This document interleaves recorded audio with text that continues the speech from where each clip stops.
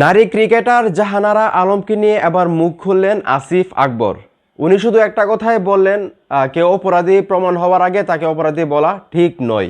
আমরা সবাই জানি জাহানারা আলম রিয়াসাত আজিম ভাইয়ের ইন্টারভিউতে এসে উনি অনেকগুলা কথা বলেছেন বিসিবির অনেকগুলা কর্মকর্তার বিরুদ্ধে, যেগুলো আপনারা সবাই জানেন। এটা নিয়ে নতুন করে কথা বলার কিছু নাই। তো আমরা জানি এটা কিন্তু একটা তদন্ত কমিটি মানে গঠন করা হয়েছে, এবং এই টোটাল বিষয়টা নিয়ে আসিফ আকবরের উনি একটা স্টেটমেন্ট দিয়েছেন, যেখানে উনি বলতেছেন অপরাধ প্রমাণিত হওয়ার আগে কাউকে অপরাধী বলাটাও অপরাধ। তো বিসিবি 15 দিন সময় নিয়েছে, একটা তদন্ত কমিটি গঠন করেছে। আমাদের অপেক্ষা করা উচিত 15 দিন পরে যদি উল্টাপাল্টা কিছু হয় ডেফিনেটলি আমরাই ফেস করব।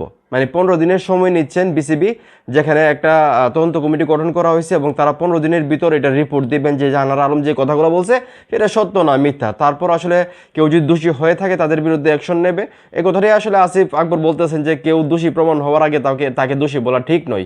তো এবার দেখা যাক 15 দিনের যে সময় নিয়েছে বিসিবি, এই 15 দিনের ভিতরে তারা কি কাজ করে, তারা সত্যটা বের করতে পারে কিনা এবং জনগণের সামনে তুলে ধরতে পারে কিনা, এটা দেখার বিষয়। তো এখন এই মুহূর্তে যারা আপনারা ভিডিও দেখতেছেন, আপনাদের কি ধারণা বিসিবি কি 15 দিনের ভিতরে পারবে সত্যিটা বের করতে? সেটা অবশ্যই কমেন্ট করে জানাবেন। ভিডিওটা ভালো লাগলে অবশ্যই শেয়ার করবেন।